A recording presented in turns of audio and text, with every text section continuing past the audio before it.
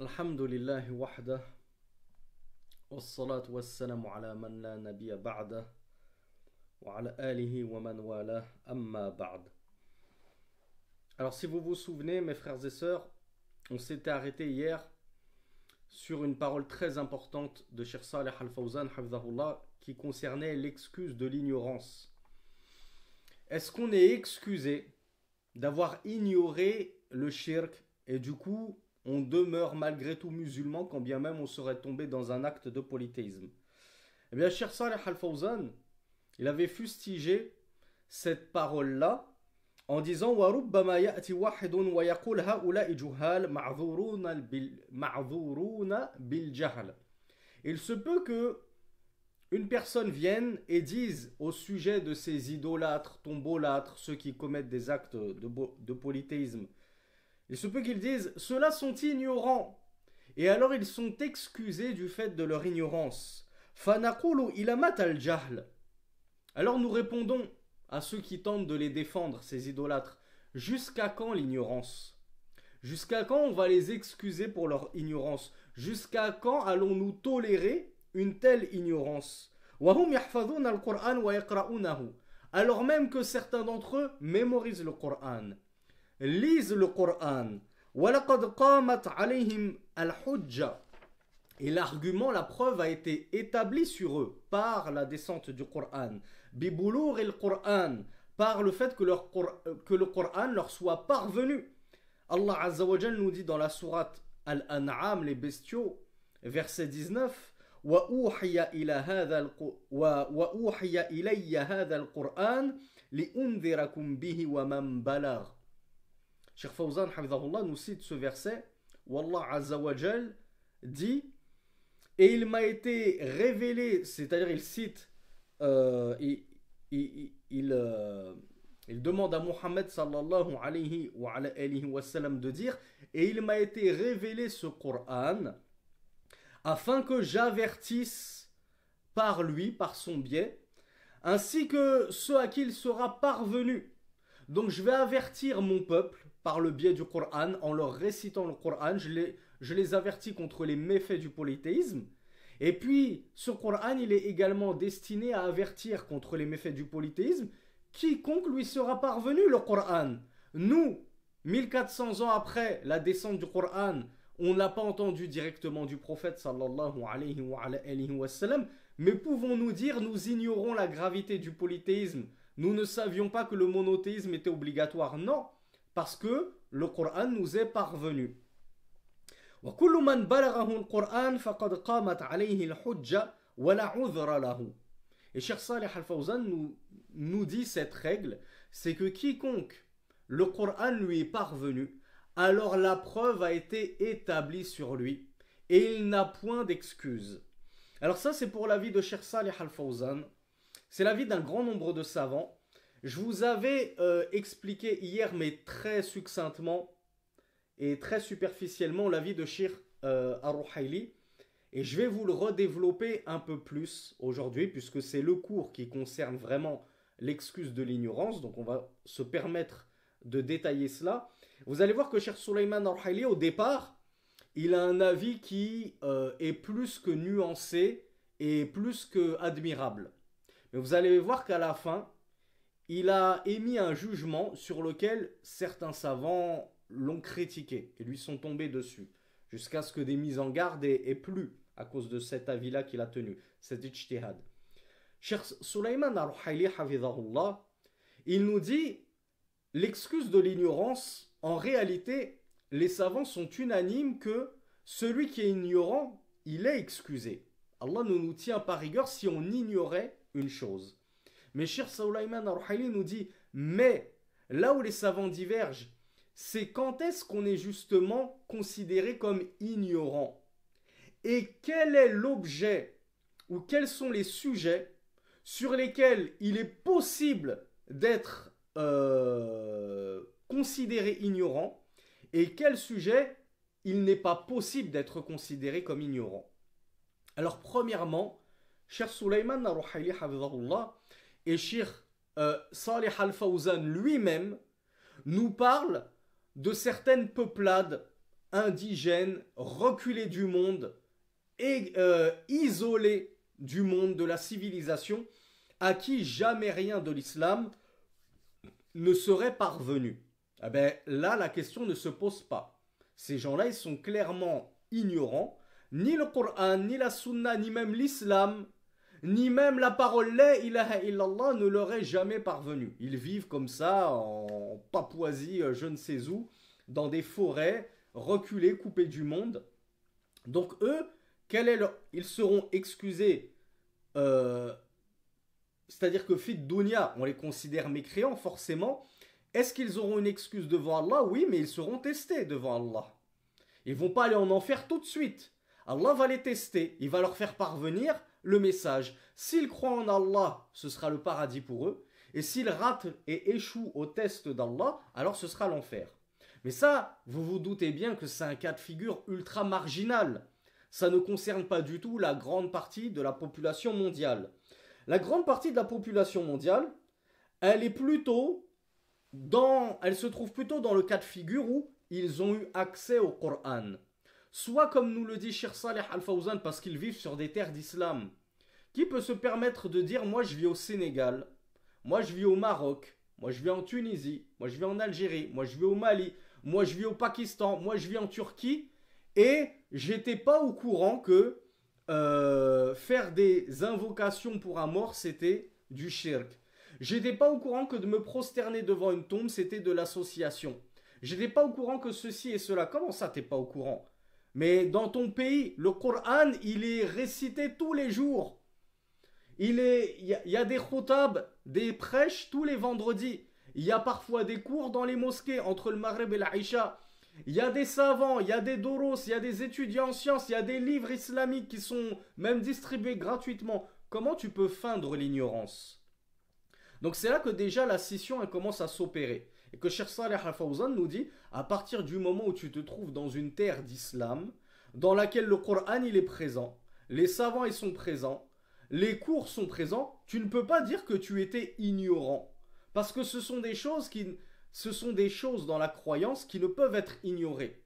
Même les non-musulmans n'ignorent pas que nous, les musulmans, on n'a pas le droit de se prosterner devant une statue. Parce que nous, on est l'adorateur, les vrais adorateurs du Dieu unique. Et Cheikh Fawzan nous dit, mais il se peut qu'il y ait, dans autres que les terres d'islam, donc dans des terres de koufr, des populations à qui le Coran est parvenu. Et de nos jours, c'est quasiment le cas partout dans le monde. Quasiment. En Occident, le Coran, il est parvenu dans toutes les langues. Il est traduit en français, en anglais, en allemand, en norvégien, en roumain, en tout ce que vous voulez. En Amérique, n'en parlons même pas, jusqu'à ce qu'il y ait une énorme communauté de musulmans au Brésil, en Amérique du Sud. Il est parvenu jusqu'aux confins de la Chine, avec notamment des populations ouïghours, etc. Donc maintenant, le Coran, il est parvenu quasiment à tout le monde dans le monde. Dans la langue de ces pays-là, généralement. Donc comment est-ce qu'on peut encore prétendre que le message de l'islam n'est pas parvenu à certaines personnes?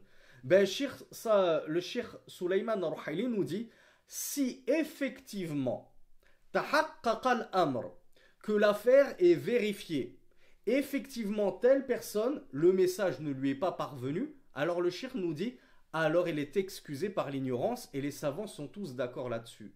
Mais maintenant, si effectivement le message il lui est parvenu, mais que il n'a pas adhéré à ce message de l'islam, alors lui, effectivement, d'après l'avis de Cheikh Saleh Al-Fawzan et de la majorité des savants, on ne l'excuse pas pour les grandes questions.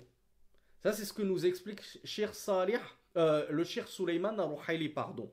Cheikh Sulaiman al-Ruhaili nous dit, maintenant, concernant ceux à qui le message est parvenu, il faut faire la distinction entre les grandes questions qui sont connues, célèbres, et que nul ne peut ignorer. Et il y a des questions khafiyya, il y a des questions un petit peu plus sensibles qu'on pourrait ignorer. Donc dans les grandes questions qu'on ne peut ignorer, la base, nous dit le Cheikh Sulaiman al-Ruhaili, c'est la science. C'est-à-dire, nous avons la science que c'est du polythéisme que de se prosterner devant une statue. Que c'est du polythéisme d'invoquer un prophète, d'invoquer un ange. Ça, c'est la base. Ce sont des questions que nous ne sommes pas censés ignorer. Et puis, tu as d'autres questions qui vont toucher pourtant au polythéisme, mais qui sont bien plus sensibles et bien plus, comment dire, bien plus ambiguës, de sorte que la base, ça va être l'ignorance, nous dit le Cheikh Sulaiman al-Ruhaili. C'est-à-dire que seuls des gens qui ont fait l'effort d'apprendre leur religion, d'apprendre le credo, le dogme, la aqidah, savent que, attention, ça relève par contre du polythéisme. Faut s'en éloigner. Donc sur ces questions qui ne font objet, entre guillemets, d'aucun doute, les grandes questions, alors Cheikh Sulaiman al-Ruhaili nous dit, la base c'est qu'on va juger que telle personne qui est tombée là-dedans, elle est mécréant. Sauf si preuve du contraire nous apparaît, preuve qu'il était vraiment ignorant et que le message ne lui est jamais parvenu. Et dans les questions plus ambiguës et plus équivoques, alors la base c'est que les gens sont ignorants, et si la personne dit ah oui mais moi j'ignorais que accrocher la main de Fatma dans ma maison c'était du polythéisme, parce que j'ai toujours vu ça dans mon pays, dans ma famille ils utilisent ça comme objet de décoration, je savais pas. Eh bien le Cheikh Sulaiman al-Ruhaili va nous dire il y a des questions pour lesquelles la base c'est l'ignorance, et la personne qui se revendique de l'islam et qui affirme avoir été ignorante sur cette question-là, la base c'est qu'on la croit et on ne fait pas son takfir. Et jusque-là, vous voyez cette explication qu'a donnée le Cheikh Sulaiman al-Ruhaili, cette explication après tout elle est très bonne, elle est très pertinente et elle peut être valable. Mais là où Cheikh Sulaiman al-Ruhaili il a fourni un ijtihad, et je crois que lorsqu'il a prononcé cette parole c'était dans une conférence en Indonésie, il a dit cependant, après avoir posé ces fondations-là, il convient de rappeler que tous les pays et toutes les régions ne sont pas semblables. Et l'Indonésie n'est pas telle que l'Arabie Saoudite. Les Indonésiens n'ont pas accès à la même science et de la même façon, et avec les mêmes facilités et la même qualité que des Indonésiens, qui eux-mêmes n'ont pas accès à la même science, avec la même facilité et la même qualité que certains berbères, par exemple, qui vivraient dans des déserts au Maghreb, par exemple, ou en Afrique, certains Touaregs. Donc, Cheikh Sulaiman al-Ruhaili, encore une fois, ici, il a raison. Ceux qui sont en Arabie Saoudite, qui vivent en Arabie Saoudite, qui vivent en Égypte, etc., qui vivent aux Émirats Arabes Unis, ils ont beaucoup moins d'excuses d'ignorer telle et telle chose dans la croyance que des Touaregs un petit peu coupés du monde, quand bien même ils vivraient sur une terre d'islam, qui auraient ignoré cette même chose-là. Là, on est encore d'accord.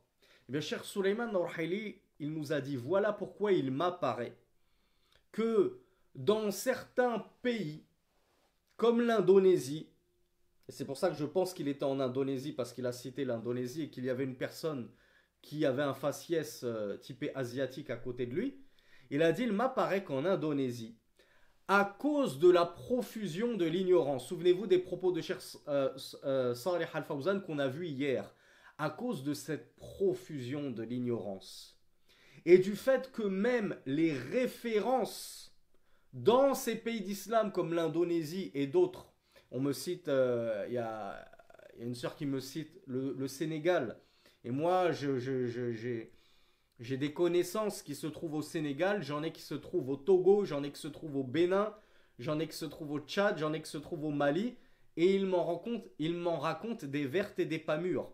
On a tendance à croire que les pays d'Afrique, c'est tous des pays musulmans, mais si vous saviez les référents et les gens qu'on prend pour les savants et les hauts dignitaires dans ces pays-là, vous en auriez les poils hérissés sur les bras. Eh bien, à cause du fait que l'ignorance est profonde dans ces pays-là, et que les références religieuses sont très déviantes, voire carrément hérétiques, ça peut être même des tombolâtres, des idolâtres, des soufis adorateurs de saints, etc., qui embobine et embrigade les foules musulmanes de ces pays-là. Eh bien, cher Sulaiman Narouhaili nous dit, pour cette raison-là, j'estime qu'on ne peut pas faire un takfir de masse en disant tous les gens et il a cité deux exemples. Il a dit, j'estime qu'on ne peut pas dire, on ne peut pas faire le takfir de masse de ceux qui vont yatulubuna al-amwat, ils vont demander aux morts, wa yastarithuna bil qubur, et qui vont implorer le secours des tombes. Et vous savez à quel point ces deux choses-là, ça fait partie des plus grands actes de polythéisme qui soient. Le fait de chercher l'aide auprès des tombes et d'implorer et d'invoquer des morts. Ça, c'est du koufr et c'est du shirk.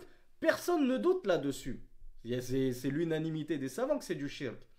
Mais Cheikh Sulaiman, il a dit, j'estime, il a fait son ijtihad et il a estimé que aujourd'hui, dans certaines régions comme l'Indonésie, on ne peut plus dire que ces gens qui pratiquent cet acte de shirk, ce sont des mushrikoun.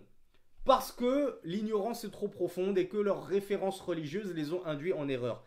Et c'est sur cet avis-là précis que le shirk a été réfuté par d'autres savants. Et Cheikh Salih Al-Fawzan, on a vu son avis, et c'est l'avis de la majorité des savants, c'est que oui, l'ignorance, elle est profonde, c'est vrai. Oui, les références religieuses, elles sont perverties, dévoyées, etc. Mais malgré tout, ces gens-là, ils ont le Coran sous les yeux. Et Cheikh Salih Al-Fawzan nous dit dans le Coran, il y a des... Je ne sais plus si c'est Cheikh Salih Al-Fawzan qui l'avait dit ou Cheikh Sulaiman Narouhaili lui-même. Je crois que c'est Cheikh Salih Al-Fawzan. Il nous dit dans le Coran, il y a des jugements qui sont clairs. Comme l'interdiction de az-zina, l'interdiction de ar-riba, donc l'interdiction de la fornication, et l'interdiction de l'usure. Qui, après avoir lu le Coran ou avoir eu le Coran entre les mains, peut dire non, l'usure ce n'est pas interdit, si ce n'est un mécréant qui rejette un texte limpide du Coran. Qui, après avoir lu le Coran même en français, on te laisse même le lire en français si tu ne comprends pas l'arabe, peut lire le Coran, puis venir dire ah ben non, je suis désolé, en islam, la fornication c'est pas interdit. Tu es en train de rejeter un jugement qui est catégorique, qui est écrit noir sur blanc, de manière limpide et sans équivoque et sans ambiguïté aucune dans le Coran. Si tel est le cas pour az-zina wa riba, la fornication et l'usure, que dire du polythéisme, nous dit le Cheikh Salih Al-Fawzan. Bal huwa awdahu min dhalik. Mais la condamnation du polythéisme, elle est encore plus claire dans le Coran que ne l'est la condamnation de l'usure et de la fornication, qui est déjà très claire et qui ne souffre d'aucune ombre. Eh bien, la condamnation du polythéisme, l'invocation des morts, l'invocation d'autres qu'Allah, la recherche de secours d'autres qu'Allah, c'est trop clair dans le Coran pour pouvoir prétendre avoir ignoré ceci lorsque tu te trouves dans un pays comme l'Indonésie ou comme des pays du Maghreb ou d'Afrique qui sont musulmans, où le Coran est présent, que ce soit en arabe ou traduit dans ta langue, en bambara, en soniké, en ce que tu veux. Donc, là, moi, je vous ai dit que je rejoignais l'avis de la majorité et de Cheikh Salih Al-Fawzan, qui dit, et c'est l'avis qu'on va propager, sur lequel on va s'arrêter, c'est-à-dire pour ce point-là, c'est qu'à partir du moment où dans un pays, le Coran, il t'est parvenu, dans ta langue, tu peux même pas dire, ah oui, mais moi je comprenais pas l'arabe, je suis désolé, et personne n'était là pour me le traduire. Ça a été traduit dans ta langue. Et la condamnation du shirk, elle est trop claire dans le Coran pour dire, ah, j'avais pas compris. Ah, je pensais que je pouvais prendre des intermédiaires entre moi et Allah pour qu'il me rapproche d'Allah comme le font les soufis et les chiites par exemple. Mais c'est justement ce qu'Allah s'est évertué à condamner dans le Coran. Du début à la fin du Coran, il n'a fait que condamner justement cette prise d'intermédiaire entre lui et ses serviteurs, et il a qualifié cette prise d'intermédiaire de shirk, d'association. Donc qui peut dire ah c'était pas clair dans le Coran, c'était un peu flou? Personne. Donc à partir du moment où on tombe dans ces cas de figure de polythéisme évident, Alors que le Coran est présent, eh bien, Cheikh Fawzan nous dit قَدْ قَامَتْ عَلَيْكَ الْحُجَّةِ. La preuve a été établie sur toi. Et une fois que la preuve elle est établie sur toi, eh bien, tu es mécréant. Tu es sorti de l'islam. Tu ne peux plus te réfugier derrière l'excuse de l'ignorance. Ah, désolé, moi, j'étais pas un talib ilm. Moi, j'étais pas un shir, je savais pas. Mais même les gens de la masse n'ignorent pas ce que toi, tu prétendais ignorer. À partir du moment où le Coran était présent dans ton pays, traduit dans ta langue, et qui plus est, lorsque en plus dans ton pays, tu as des savants, tu as des étudiants en sciences, tu as des prédicateurs qui font da'wa, et ainsi de suite.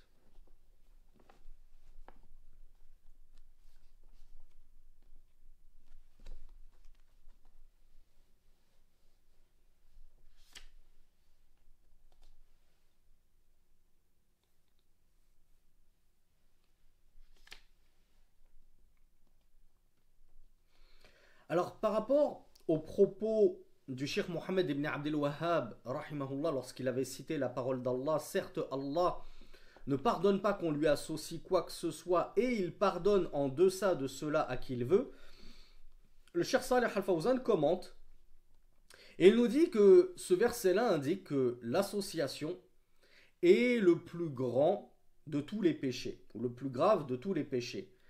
De sorte que Allah subhanahu wa ta'ala ne pardonnera pas à son auteur, l'auteur d'un acte d'association, s'il meurt dessus sans s'en être repenti. Mais petite question bonus, même si je pense que vous avez tous la réponse, mais imaginons que je me sois repenti de cet acte d'association avant de mourir. Est-ce que Allah me pardonne ou il ne me pardonne pas? C'est cuit pour moi. J'aurais pas dû associer dès la base. Et toutes mes œuvres, elles sont vaines et c'est l'enfer pour l'éternité. Ben oui, Allah pardonne même l'association. Donc Allah pardonne absolument tous les péchés à partir du moment où on s'en repent, même l'association. Mais le seul péché qu'il ne pardonne pas si on ne s'en repent pas, c'est l'association effectivement. Et Allah, il est capable, et Allah pardonne tous les autres péchés en dehors de l'association. Quand bien même tu t'en serais pas repenti, il peut te le pardonner. S'il veut, il te fait grâce, il te gracie, il te fait miséricorde et il te le pardonne quand bien même tu ne t'en étais pas repenti. Mais s'il veut, il fait preuve de justice, d'équité et il te châtie pour ce péché que tu as commis. Donc Allah Azza wa Jal peut pardonner la fornication, qui est un immense péché, la consommation de boissons enivrantes, le vol, le fait de manger même de l'usure, des intérêts usuraires, c'est gravissime, de contracter des prêts avec intérêt, etc. Mais Allah est aussi capable de te le pardonner s'il veut. Le seul péché qu'il ne te pardonnera pas si tu ne t'es pas repenti avant de mourir, eh bien c'est l'association. Et ces gens-là, qui ont commis ces grands péchés, ces péchés majeurs, en dehors du shirk, en dehors de la mécréance et de l'association, ils sont taht al-mashi'a, sous la volonté d'Allah. S'il veut, il les gracie, et s'il veut, il les punit. Et ces gens-là, ce sont les auteurs des kaba'ir. Ce sont des auteurs de péchés majeurs. Et comment est-ce qu'on les appelle les auteurs de péchés majeurs? On a traité ça dans un séminaire précédent. Bravo Bintamin, bravo Hamza, bravo Bakari. Les foussaq, bravo Soumia. En français, on appelle ça les pervers. Un pervers fasiqun, pluriel foussaq, les pervers. Eh bien, ce sont des pervers, les auteurs de péchés majeurs. Walakinnahum lam yaqa'u fi shirk. Mais ces pervers-là, qui sont tombés dans des péchés majeurs, ils ne sont pas tombés dans le shirk, ils sont tombés dans la zina, la fornication, la consommation de boissons alcoolisées, etc. Innama waqa'u fil kaba'ir. Ils sont tombés dans des péchés majeurs uniquement, pas dans le shirk. Fahiyatan qosu imanahum.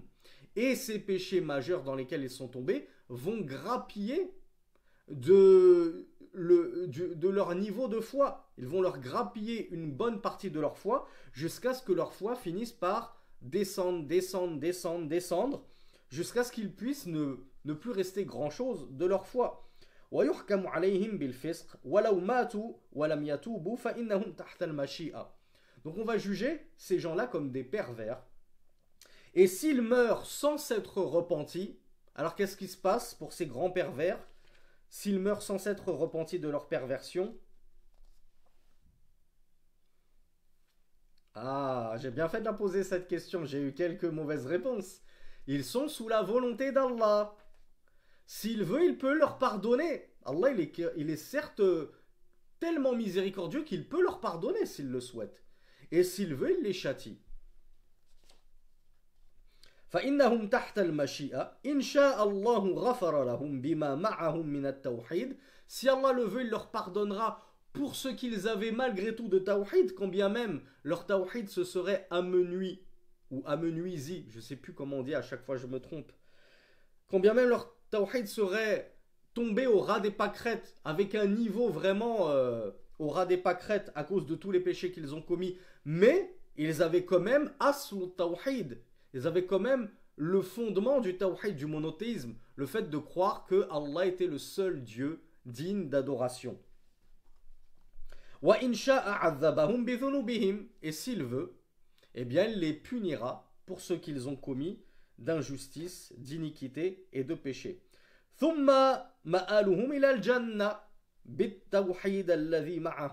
Mais ces pervers, si Allah décide de les punir en enfer, est-ce qu'ils y résideront éternellement? Jamais. Puis Allah les fera sortir de l'enfer, après les avoir plongés le temps qu'il aura décidé, pour les laver de leurs péchés et leur faire expier leurs fautes, et les introduira au paradis dans lequel ils résideront ensuite éternellement pour la cause du tawhid qu'ils avaient malgré tout dans le cœur. Donc vous voyez que il vaut mieux être un pervers en islam et commettre tous les péchés du monde autres que le shirk, plutôt que d'être quelqu'un qui ne fait soi-disant aucun péché. Moi je bois pas, je fume même pas de chicha, rien du tout, je fréquente pas les filles, je suis comme un moine dans mon monastère, je suis tel un ange immaculé, mais malgré tout tu commets le pire des péchés qui est le shirk.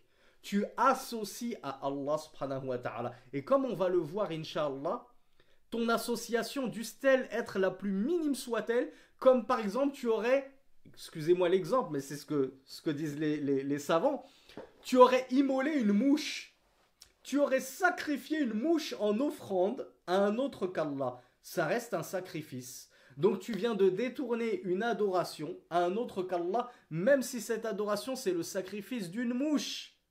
Et en dehors de cela, tu n'as commis aucun autre péché. Eh bien, il vaut mieux être le pire des pervers, mais muwahhid, monothéiste, sans jamais avoir associé quoi que ce soit à Allah, plutôt que d'être soi-disant immaculé de tout péché, mais d'avoir associé un tout petit peu à Allah subhanahu wa ta'ala. Et oui, Maxime qui nous dit, il faut regarder la grandeur de celui à qui on désobéit, et pas la petitesse du shirk ou de l'acte en lui-même.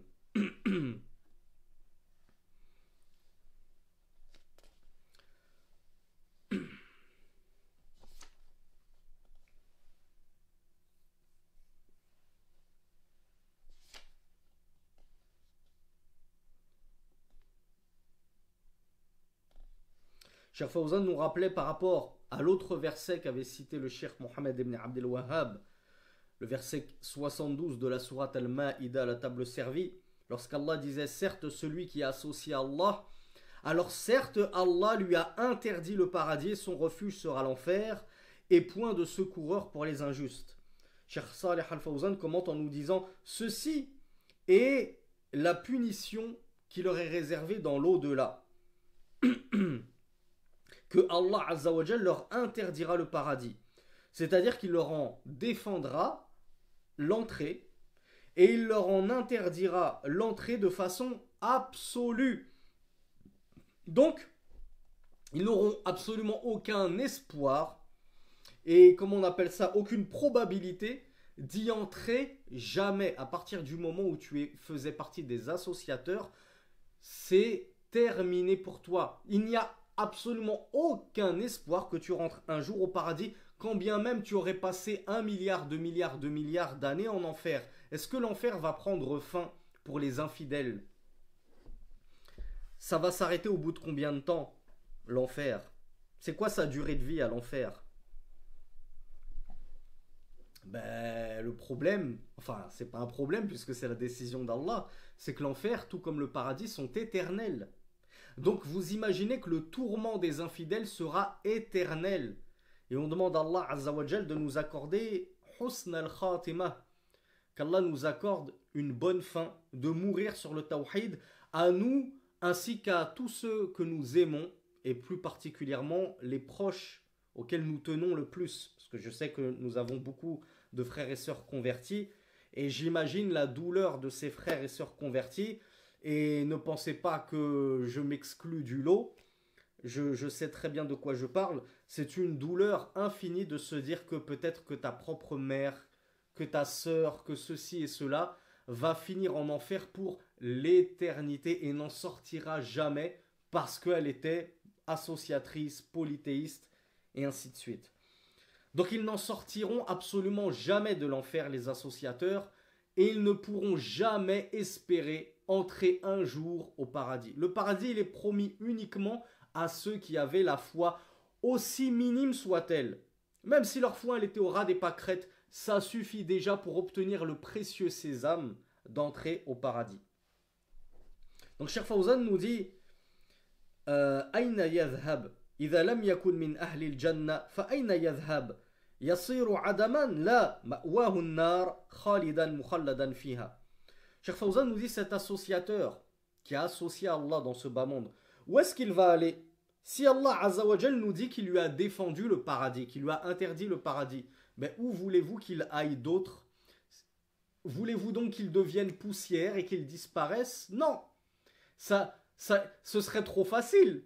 Qu'il ait fait du mal toute sa vie, qu'il ait associé à Allah toute sa vie, et puis Yawm al-Qiyamah, Allah le détruise et en face de la poussière, et puis voilà, il ne sera pas châtié en enfer. Non, si Allah lui est interdit au paradis, c'est parce qu'il va l'introduire en enfer, et cela pour l'éternité. Et il n'en sortira jamais. Qu'Allah nous en préserve. C'est vraiment...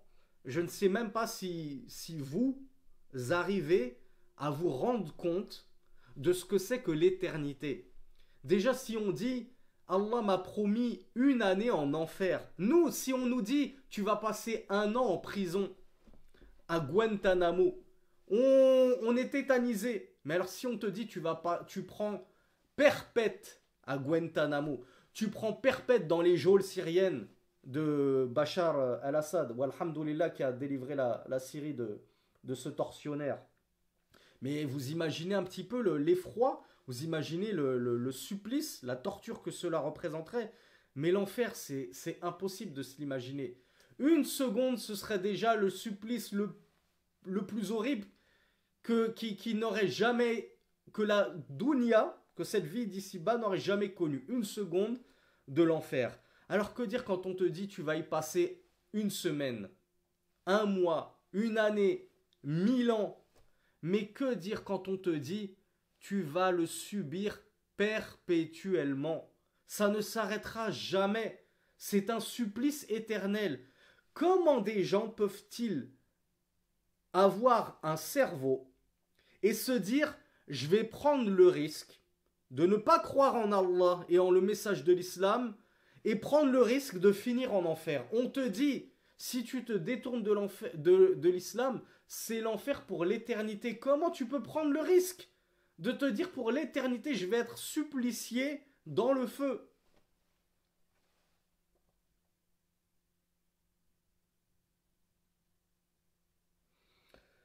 Voilà pourquoi par rapport à la fin du verset, quand Allah Azzawajal nous dit que les injustes, c'est-à-dire les associateurs, n'auront point de secoureur pouvant les faire sortir du feu, aucun intercesseur. J'aurais dû vous poser la question, est-ce qu'il est possible d'intercéder pour un associateur qui brûlerait dans le feu, en disant oh Allah, je t'en prie, je t'en supplie, c'est ma mère, elle m'a élevé, elle m'a tout donné, fais-la sortir du feu, je sacrifie la moitié de ce que tu m'as donné au paradis pour la faire sortir du feu. Allah ne t'autorisera même pas à intercéder en faveur de quelqu'un pour qui le sort est scellé, il est mort sur le koufr, c'est terminé. Effectivement, il y a iPhone qui nous cite l'exemple du prophète Ibrahim par rapport à son père. Donc, que dire si Ibrahim n'a même pas pu intercéder pour son père devant Allah subhanahu wa ta'ala. Est-ce que nous, on va pouvoir intercéder pour nos parents, pour nos proches, pour nos épouses, pour nos enfants? Donc voilà pourquoi Cheikh Fawzan nous dit وَمَا لِلظَّالِمِينَ مِنْ أَنصَارٍ. Les injustes n'auront aucun secoureur. يعني المشركين. Il s'agit ici, ces injustes, il s'agit des associateurs. لأن الشرك ظلم وهو أعظم الظلم. Parce que le shirk, c'est une injustice, c'est même la pire des injustices. ما لهم من أنصار يعني ما أحد يستطيع أن يخرجهم من النار. Ils n'auront pas de secoureur, c'est-à-dire que personne ne pourra les faire sortir de l'enfer, ne pourra intercéder en leur faveur pour qu'Allah les fasse sortir de l'enfer. أو يشفع لهم عند الله كما يشفع لأصحاب الكبائر ويخرجون من النار بالشفاعة. Mais revenons à la deuxième catégorie des gens de l'enfer, ceux qui ne sont pas des associateurs. Qui sont-ils? Ceux qui ne sont pas mécréants. Qui sont-ils, les autres habitants de l'enfer? Bravo, les pervers, les auteurs de grands péchés à qui Allah Azza wa Jal n'aurait pas fait miséricorde tout de suite, mais leur fera miséricorde plus tard. On l'avait dit, est-ce que eux, outre la miséricorde d'Allah initiale, ils pourraient sortir par un certain moyen de l'enfer? Et si oui, lequel?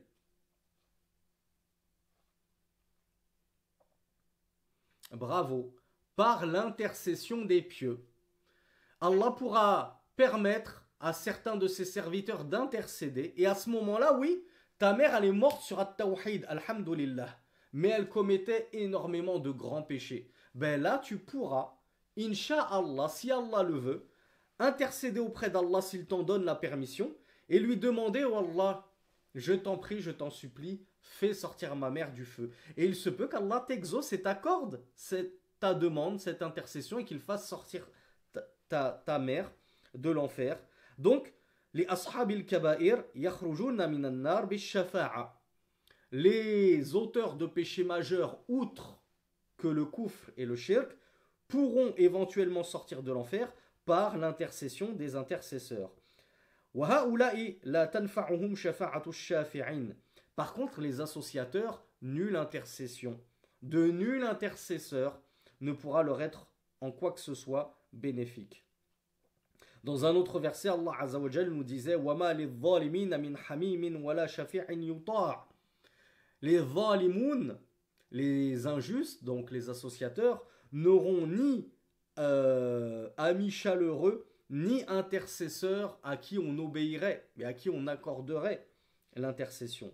Donc al-mushrik, la tuqbalu fihi shafa'a. L'associateur, jamais on acceptera la moindre intercession en sa faveur. Wal'iyadhu billah, nous dit le Cheikh Salih Al-Fawzan, hafidhahullah.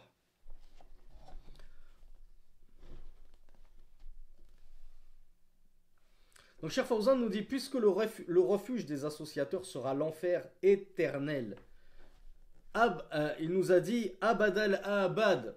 C'est vraiment l'expression arabe pour dire de toute éternité. On ne peut pas faire plus éternel que ça. Si ce n'est Allah subhanahu wa ta'ala qui est l'éternel par excellence. Et le Cheikh Fawzan nous dit فَذَنْبٌ هَذَا خَطَرُهُ وَهَذَا عَاقِبَتُهُ هَلْ يَجُوزُ تَجَاهُلُهُ وَعَدَمُ مَعْرِفَتِهِ وَعَدَمُ التَّحْذِيرِ مِنْهُ. Là on va revenir un petit peu, on va recentrer un peu le sujet de notre cours. Un péché aussi criminel que le shirk, et dont la conséquence est aussi gravissime que l'éternité en enfer. Est-il possible de ne pas lui accorder toute son importance, c'est-à-dire d'accorder beaucoup d'importance à l'étude de ce péché afin de nous en prémunir et de nous en éloigner? Est-il possible d'ignorer un tel péché, de ne pas l'étudier pour nous en préserver? Est-il possible de ne pas mettre en garde contre un tel péché? Vous avez sûrement entendu beaucoup d'imams en Occident qui vous disent, mais qu'est-ce que vous avez à parler du matin au soir du shirk, du shirk, du shirk, tawhid, tawhid, tawhid, on est tous musulmans, parlez-nous des bons comportements, c'est de ça dont on a besoin, parlez-nous du mariage, on a tous besoin de nous marier, parlez-nous de la viande halal, c'est de ça dont on a besoin, on n'a pas besoin de votre shirk, subhanallah. Cheikh Fawzan nous dit, le pire des péchés, dont il n'y a pas de conséquences plus graves que lui, il y a des gens qui vont ne pas étudier cette chose-là et ne pas mettre en garde contre cette chose-là. Ils trouvent le moyen d'aller dans des pays gangrénés par le polythéisme en Afrique et de nous parler de mariage ou de la relation entre les parents et les enfants, quand bien même ce sont des sujets très importants, on ne dit pas le contraire, mais il y a un ordre de priorité quand même. Bien sûr, c'est pas vendeur. Je vous accorde que une conférence sur le tawhid en Côte d'Ivoire, personne va vendre le moindre billet à 50 000 francs CFA. Alors encore moins 100 000 et encore moins 300 000. Donc Cheikh Fawzan nous dit وَيُقَالُ أُتْرُكُ النَّاسِ أُتْرُكُ الْقُبُورِيِّينَ وَعُبَّادَ الْأَضْرِحَةِ وَاتْرُكُوا كُلَّ مَا عِنْدَهُ رِدَّةً اتركوه ما دام أنه يدعي الإسلام فهو مسلم وواجه الملاحدة. Donc, souvenez-vous de ces charlatans dont on parlait hier, qui prétendent l'islam et qui prétendent être des savants et qui veulent qu'on ne fasse pas de takfir et qu'on ne sépare pas très clairement les musulmans des non-musulmans, des associateurs qui seraient tombés dans l'apostasie. Eh bien, ces charlatans-là nous disent, délaissez les gens, délaissez les adorateurs de tombes, les idolâtres, les tombolâtres, délaissez les adorateurs de mausolées, délaissez ceux qui ont de l'apostasie en eux, tant qu'ils disent la ilaha illallah et qu'ils se réclament de l'islam et de faire partie des musulmans. Mais plutôt, attaquez-vous au malahida. Qui se souvient ce que ça voulait dire al-malahida, le pluriel de mulhid? Attaquez les... Non, c'est pas les apostats. Attaquez les infidèles de base. Ceux qui ont toujours été mécréants. Pas les apostats, les renégats, ceux qui étaient croyants, puis qui sont sortis des rangs, de nos rangs, de l'islam. Oui, ils nous disent, justement, ces apostats, ne les attaquez pas parce qu'ils disent qu'ils sont musulmans. Oui, ils font ceci et cela, d'actes de shirk, mais laissez-les tranquilles. Attaquez-vous juste aux mécréants de base, les juifs, les chrétiens, les athées, les bouddhistes et ainsi de suite, les hindouistes. Alors on passe rapidement à l'exemple qu'avait cité Cheikh Mohammed ibn Abdel Wahhab pour illustrer le shirk. Qui se souvient quel est l'exemple qu'il avait illustré pour citer le shirk? C'était un acte qui était devenu monnaie courante à son époque. Effectivement, c'était le sacrifice. Sacrifier quoi que ce soit pour un autre qu'Allah subhanahu wa ta'ala. Le sacrifice, c'est une adoration tellement importante que imaginez que Allah subhanahu wa ta'ala, pour éprouver son très aimé prophète et messager Ibrahim, Khalilullah, qui ne possédait qu'un fils unique, qu'il avait eu sur le tard à 80 ans, Ismaïl, alayhi salat wassalam. Allah, pour éprouver la foi de son noble messager, il lui a demandé de sacrifier son fils unique, d'immoler son fils. Et non seulement, alors il lui a demandé en songe, mais les songes des prophètes sont des prophéties, ce sont des révélations. Eh bien, pensez-vous que Ibrahim a hésité un seul instant? C'était son fils unique, et il n'a pas hésité un seul instant à le sacrifier pour Allah, pour plaire à Allah subhanahu wa ta'ala. Parce que Allah voulait que dans le cœur d'Ibrahim, son très aimé, il ne subsiste plus que lui. Qu'il n'y ait d'amour plus que pour le Seigneur des mondes. Même cet amour que tu voues à ton fils unique, je veux que tu fasses triompher mon amour au-dessus de cela, au point d'être capable de me le donner en sacrifice.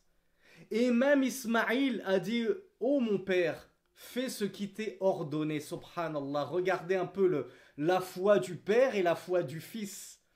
Le fils qui dit à son père, si c'est ton Seigneur qui te l'ordonne, fais ce qui t'est ordonné. Allahu Akbar. Allahu Akbar. Et nous maintenant, on en est réduit en 1446 ou en 2025 pour ceux qui sont adeptes des années solaires, et en Europe, tout particulièrement en Occident, on en est réduit à privilégier non plus nos fils uniques sur notre amour d'Allah subhanahu wa ta'ala, mais on va en privilégier la République française, des maudites allocations familiales. Pour pas qu'on me coupe les allocs, eh ben, je vais envoyer mes enfants à l'école publique, ils vont rater la prière, les filles ne pourront pas se voiler, et ainsi de suite. Pour des vanités de ce bas monde, on met de côté notre prétendu amour d'Allah subhanahu wa ta'ala. Donc, peu importe pour qui tu vas égorger, à partir du moment où c'est un autre qu'Allah subhanahu wa ta'ala, c'est devenu du shirk. Que ce soit pour un djinn, que ce soit pour un sorcier, que ce soit pour une tombe. Mais si j'égorge pour mon fils parce qu'il est né, est-ce que c'est autorisé? Ben oui, ça s'appelle une aqiqa. J'égorge en réalité pour Allah, pour suivre la sunna. Donc, j'égorge pour Allah et ce sacrifice, il est fait pour appliquer une sunna, comme la aqiqa, comme le banquet de mariage, al-walima, ces choses-là. Donc là, ce n'est pas égorger pour un autre qu'Allah. Et si j'égorge juste pour me nourrir, est-ce que c'est permis? Je ne mets pas la nia que c'est une offrande pour Allah. C'est juste pour me nourrir. Ben, il n'y a aucun mal non plus. Mais lorsque je mets l'intention que ce n'est pas pour me nourrir, c'est pas pour Allah, mais par contre c'est pour tel djinn, tel sorcier, tel saint, telle tombe, là c'est devenu un acte de shirk. Gravissime. Cet acte de shirk qui te fera résider éternellement en enfer. Tu t'es dit c'était juste un petit poulet de rien du tout, mais comme on le sait dans un hadith, pour une mouche, un associateur est allé en enfer parce qu'il a sacrifié une mouche.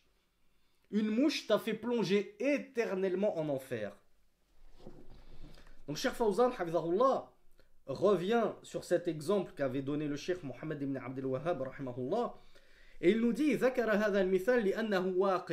le Cheikh, il avait cité cet exemple-là parce qu'il était monnaie courante à son époque, et malheureusement et tristement, on continue de le rencontrer cet acte-là à notre époque-ci.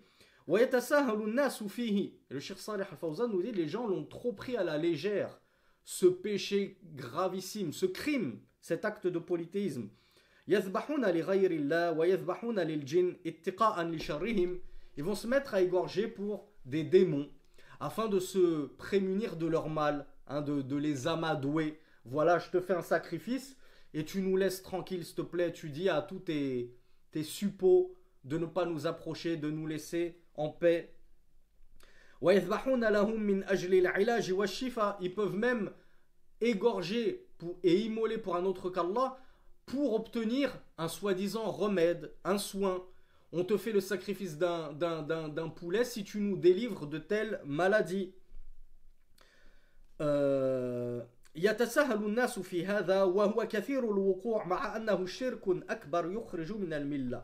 Donc les gens ont vraiment pris cette adoration à la légère, alors que, et elle est vraiment entre guillemets courante, cet acte, cette adoration, il est vraiment courant de la trouver vouée à un autre qu'Allah subhanahu wa ta'ala, alors que c'est clairement de l'association majeure qui fait sortir son auteur de la religion.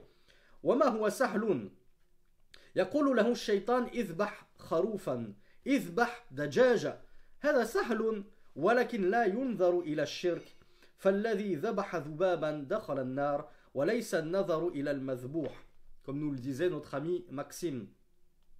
Le cheikh nous dit, le shaitan, le démon, va dire à ses suiveurs, égorge un mouton, égorge juste un poulet, si tu veux. Je ne vais pas te demander trop compliqué, tu n'as pas d'argent pour t'acheter un mouton, égorge juste un poulet. Ça c'est simple, c'est facile. Mais cette personne qui va égorger, elle ne fait pas attention que ce qu'elle est en train de faire c'est du shirk, c'est de l'association.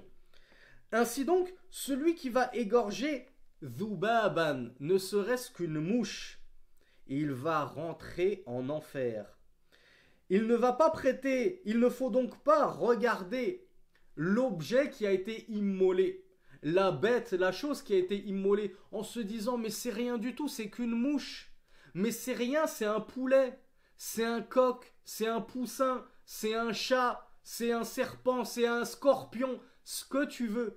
On se moque de la petitesse de cette chose que tu as immolée. Ce qu'il faut regarder, c'est la grandeur dans le mauvais sens de l'acte que tu viens de commettre.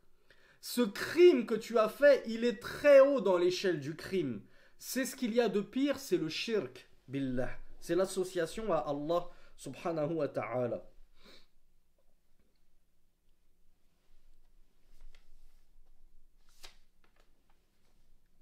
Il y en a, nous dit Cheikh Fawzan, qui vont égorger justement pour les djinns, les sorciers, etc. afin d'obtenir réponse à leurs besoins. J'avais un besoin précis. Un démon m'a dit, je m'engage à assouvir ce besoin-là, à combler ce besoin-là, si tu m'égorges ne serait-ce qu'un poulet.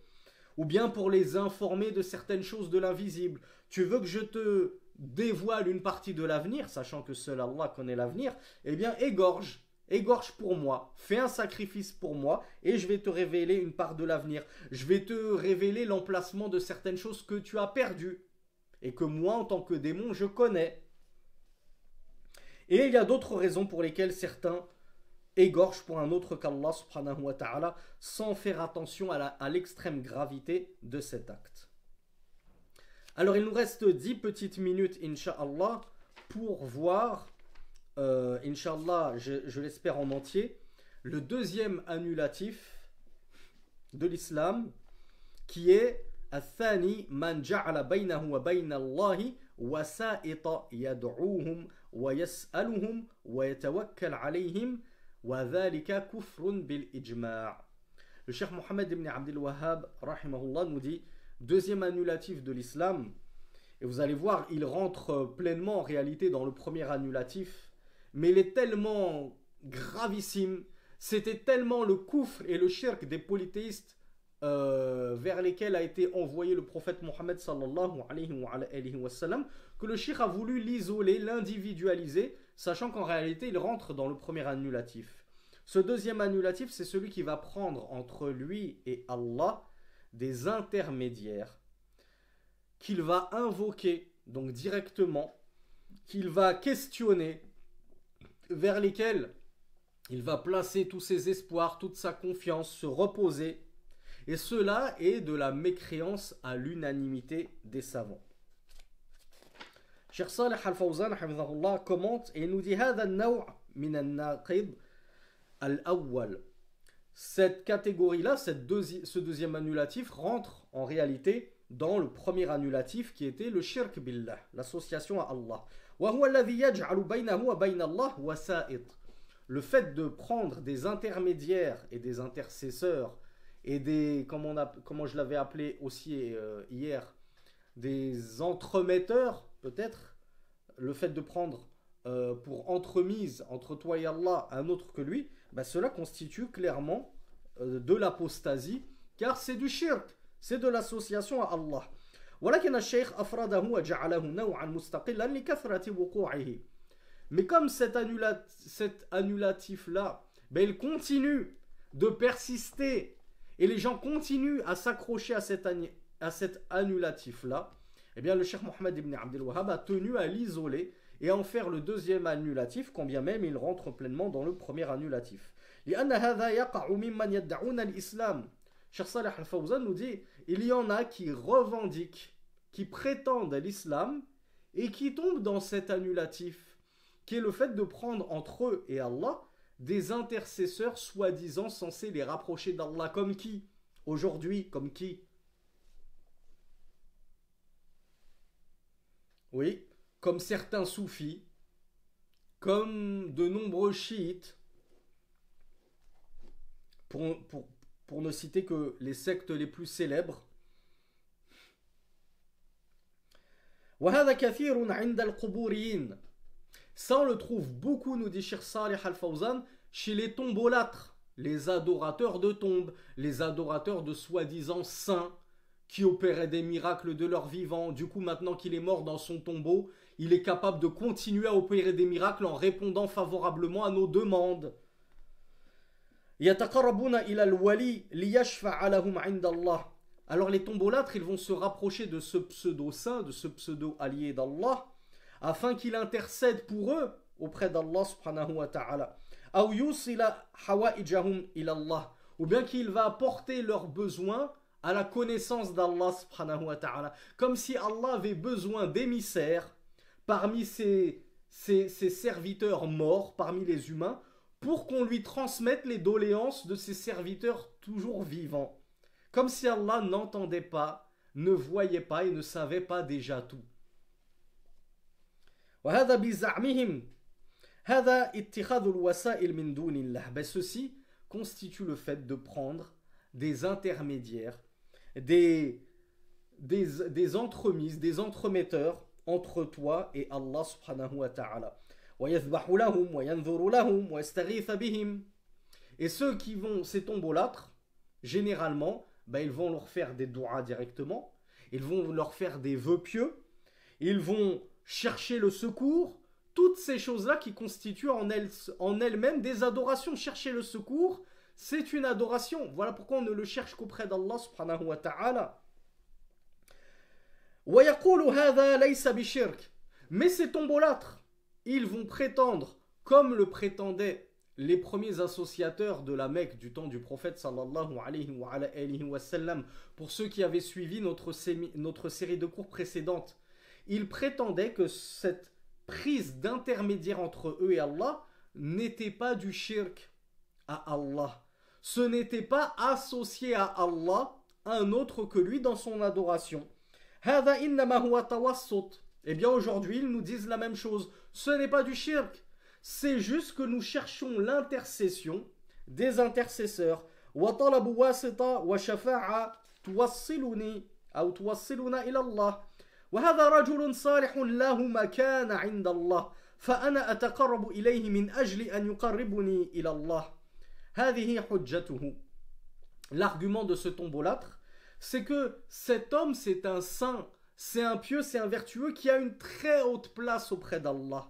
Du coup, moi, je vais me rapprocher de ce noble personnage, de ce grand saint de l'islam, de ce grand rapproché, ce grand wali, afin que lui-même me rapproche d'Allah subhanahu wa ta'ala. Mais c'est exactement ce que prétendaient les associateurs du temps du prophète Mohammed sallallahu alayhi wa sallam. Ils disaient vis-à-vis de leurs idoles, nous ne les adorons que pour qu'ils ou elles nous rapprochent d'Allah subhanahu wa ta'ala en proximité. Ça c'est leur argument. Et c'était l'argument des premiers associateurs. Comme Allah nous le mentionne dans le verset numéro 3 de la sourate Az-Zumar, les groupes وَالَّذِينَ اتَّخَذُوا مِن دُونِهِ أَوْلِيَاءَ مَا نَعْبُدُهُمْ إِلَّا لِيُقَرِّبُونَا إِلَى اللَّهِ زُلْفَى.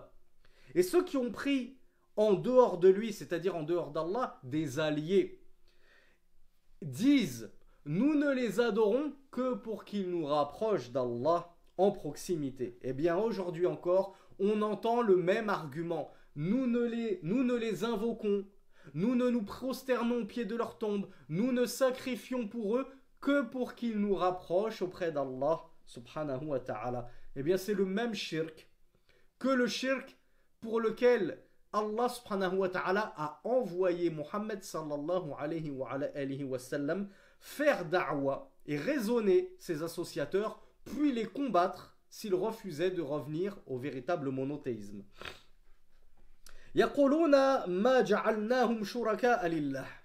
Ces tombolâtres et ces associateurs prétendent qu'ils n'ont pas donné à Allah d'associés.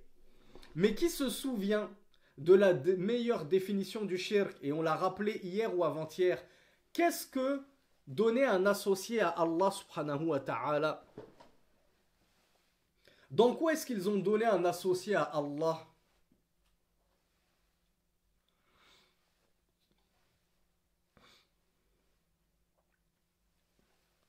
Ah, bravo Don Nourain, bravo Clara. Beaucoup m'ont parlé d'adoration. Le mot qui est important, c'est le droit à l'adoration. Voilà pourquoi la ilaha illallah, il n'y a d'autre Dieu qu'Allah, signifie nul ne mérite l'adoration. Nul n'est en droit d'être adoré en dehors d'Allah subhanahu wa ta'ala. Donc il y a la notion de droit à l'adoration, de mériter l'adoration. Eh bien eux, lorsqu'ils ont associé ou qu'ils ont donné des associés à Allah, ils vont vous dire mais c'est faux. Nous n'avons jamais dit que ce saint dans sa tombe était au même niveau qu'Allah, que c'était le créateur des cieux et de la terre, et qu'il contrôlait le monde et qu'il contrôlait la destinée des gens. On n'a jamais associé à Allah là-dedans. Mais on leur répond, mais on n'a pas dit que vous avez associé Allah dans sa seigneurie, quoique, hein, certains le font.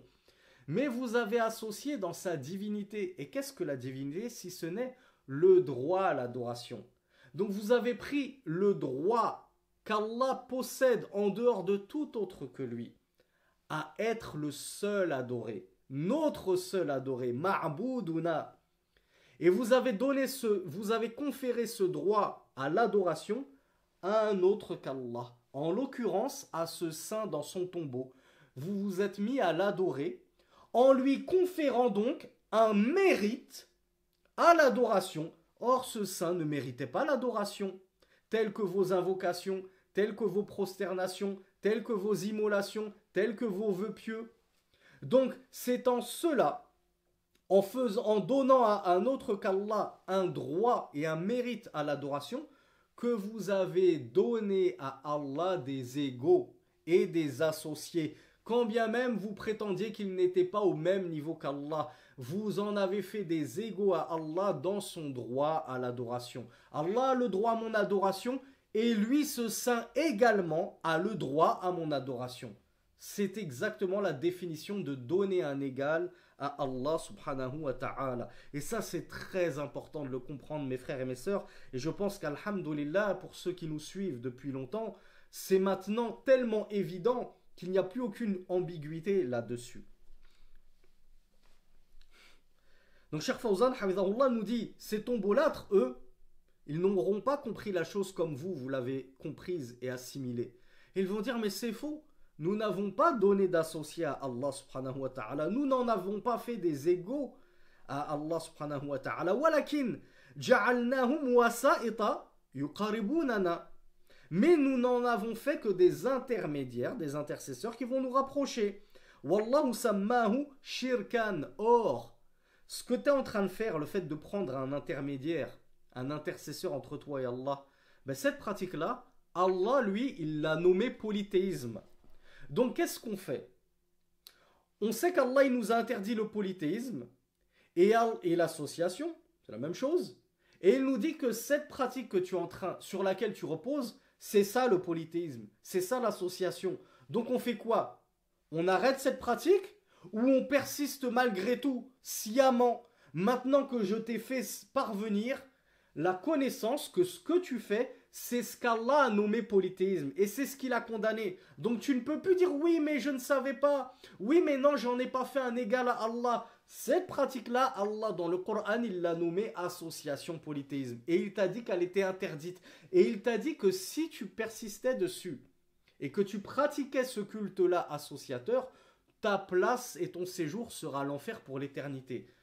Donc, à toi de faire ton choix. Soit tu cesses immédiatement, soit nous ne te considérons plus comme un musulman, ou nous ne te considérons pas comme un musulman.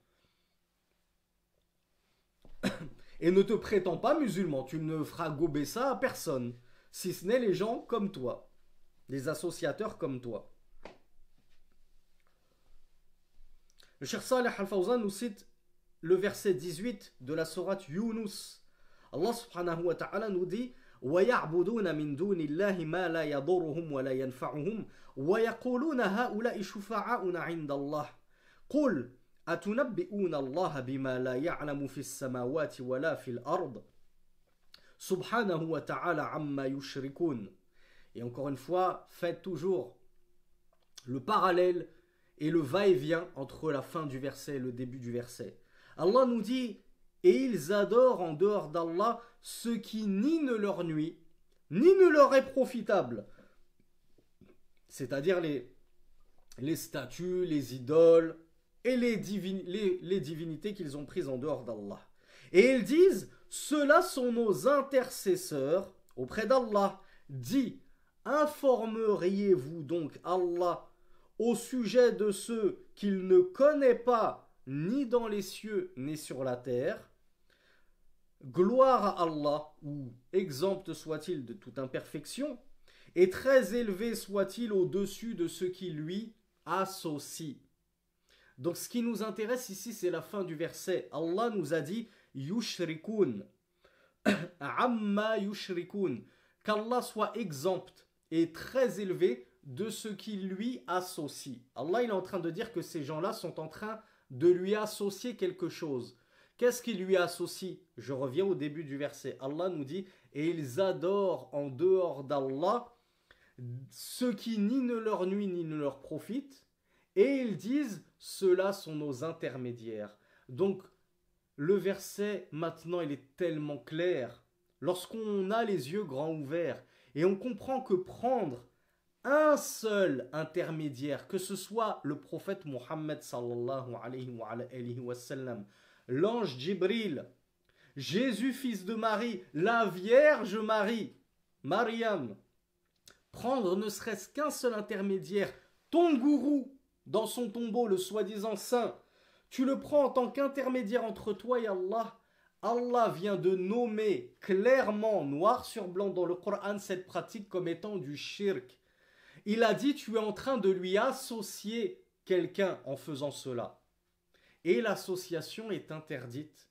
Et c'est le crime qu'il ne pardonnera jamais, et pour lequel l'auteur de ce crime résidera éternellement en enfer. Donc je rappelle le verset numéro 18 de la sourate Yunus. Donc Allah l'a nommé, cette pratique-là, le fait de prendre des intermédiaires entre lui et toi, shirkan, association. Ma'a annahum yusammunahu tashaffu'an, quand bien même eux ne le nommaient pas shirk comme on l'a vu hier. Eux, ils appelaient ça uniquement une prise d'intermédiaire. Pour eux, c'était pas du shirk, c'est pas de l'association. C'est juste prendre un intercesseur qui va me rapprocher d'Allah subhanahu wa ta'ala. وهذا هو الواقع أن كثيرا ممن يدعون الإسلام وما يفعلونه مع القبور الآن يتخذونها وسائط بينهم وبين الله. فهذه المسألة خفيت على كثير حتى من طلبة العلم. Donc je m'arrête là d'abord. Le cheikh nous dit que cette pratique-là de prise d'intermédiaire entre les serviteurs et Allah, on la rencontre encore beaucoup aujourd'hui. C'est devenu monnaie courante chez les tombolâtres. Et cette question-là, elle est devenue carrément presque cachée. Le cheikh nous parle de khafiyat. C'est comme si elle avait été dissimulée, voilée, jusqu'auprès de certains étudiants en sciences. Des étudiants qui étudient soi-disant la science, le Coran, la Sunna, et qui ne voient pas clair et qui n'ont aucune clairvoyance sur cette question-là, et qui considèrent que cette pratique-là, ce n'est pas du shirk, ce n'est pas de l'association.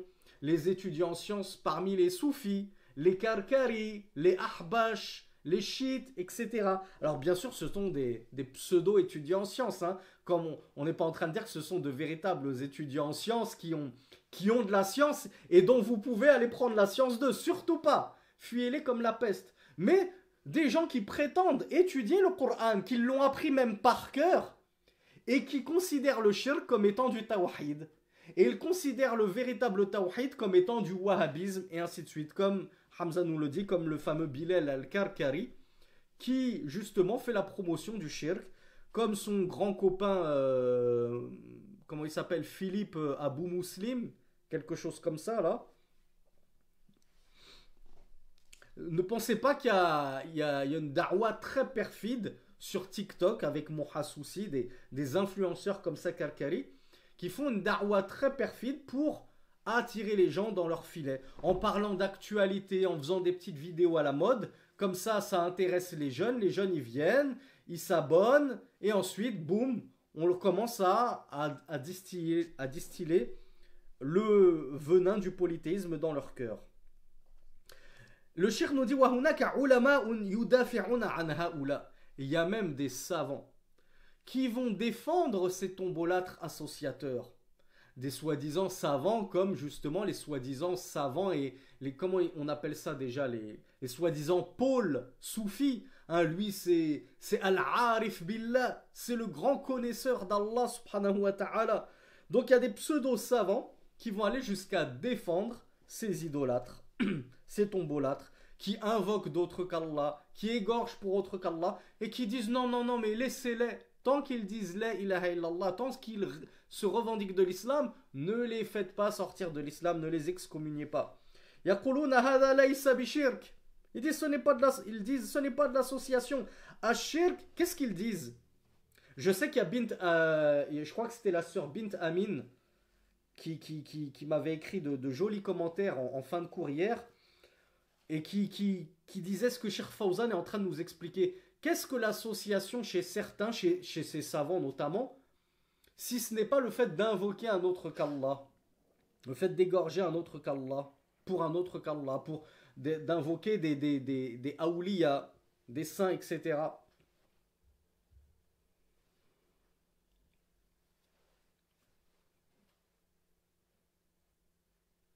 Alors il n'y a que Bint Amin qui voit c'est quoi alors? C'est le fait d'adorer quelque chose de précis. Pour eux, le shirk, c'est uniquement l'adoration de cette chose précise, et pas autre que cela. C'est quoi à votre avis? Quelle est la première chose qui vous vient à l'esprit quand on vous parle de polythéisme? Voilà, les statues. Donc ces pseudo-ulama, nous dit Cheikh Fawzan, pour eux le shirk, c'est uniquement restreint à l'adoration des statues. Tant que t'as pas une statue avec une femme avec des attributs comme ça généreux et une tête d'éléphant et une queue de vache et je sais pas quoi dans ton petit dans ta petite pièce avec des encens et des pommes que tu lui donnes, etc. T'es pas un associateur. Si tu vas faire ces doigts que les hindous ils font à leurs vaches et à leurs singes, etc., que tu juges être de l'association parce que pour toi c'est des statues, etc. On va pas parler de vaches et de singes. Leurs statues, à ces bouddhistes, à ces hindouistes, ils leur font des offrandes, ils leur font des immolations, ils leur font des invocations. Tu vas dire ça c'est du shirk. Et dès que cette même pratique, tu vas la donner à autre qu'une statue, tu vas la donner à un soi-disant saint dans sa tombe, eh bien, tu as des gens qui vont vous dire « Ah non, c'est plus du shirk !» Non, non, le shirk, c'est juste l'adoration des statues. Mais regardez l'ignorance. Ces gens-là qui se réclament non seulement de l'islam et en plus de la science, n'ont toujours pas compris la pierre angulaire de notre religion, at-tawhid wa shirk. Ils n'ont toujours pas su ce que c'était que le tawhid, pour lequel Allah subhanahu wa ta'ala a envoyé le Coran pour le revivifier, et ils n'ont toujours pas su c'était quoi, quel était ce shirk qu'Allah Azza wa Jal a condamné tout au long du Coran. Allahu Akbar. Ils ont restreint le polythéisme et l'association à Allah au simple culte des idoles.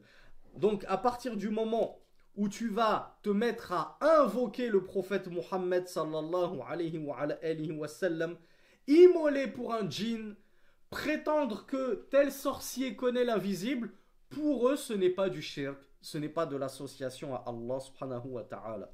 Et voilà pourquoi ça les révulse tellement qu'on excommunie et qu'on fasse sortir ces associateurs de l'islam. Parce que pour eux, à partir du moment où tu dis la ilaha illallah et que tu te revendiques d'être musulman, alors tu l'es. Peu importe ce que tu fais comme acte de koufr, tant que tu n'adores pas les statues et les idoles. Cheikh Fawzan hafidhahullah nous dit Ya subhanallah, ibadatul asnam naw'un min anwa'i shirk. Subhanallah, l'adoration des idoles, c'est une catégorie parmi les catégories du shirk, mais ce n'est pas le shirk tout entier. Ashirk huwa ibadatu ghayrillah. Le shirk, l'association, c'est d'adorer autre qu'Allah. Sawa'un kana sanaman, peu importe que cet autre qu'Allah que tu adores soit une idole, ou bien shajaran, ou un arbre, ou bien hajaran, une pierre, ou qabran, ou waliyan, ou bien une tombe, ou bien un saint, ou malakan, ou un ange, min al-malaika, ou waliyan min al-awliya, ou un rapproché d'Allah parmi ses rapprochés, ou salihan min as-salihin, ou un vertueux parmi les vertueux. Hadha huwa shirk, c'est ça le shirk, c'est ça l'association à Allah. Adorer un autre qu'Allah, peu importe lequel est-il. وَلَيْسَ الشِّرْكُ عِبَادَةَ الْأَصْنَامِ فَقَطْ. Le shirk n'est pas exclusivement l'adoration des statues. Et on en a fini. Walhamdulillahi Rabbil Alamin pour cet annulatif numéro 2. Troisième annulatif qu'on verra Inch'Allah lundi. On en avait déjà donné le titre. C'est celui qui n'excommunie pas le mécréant, celui qui ne déclare pas clairement mécréant, le mécréant clair et net. Ça, on étudiera ce point qui est très très important lundi, Inch'Allah. Et exception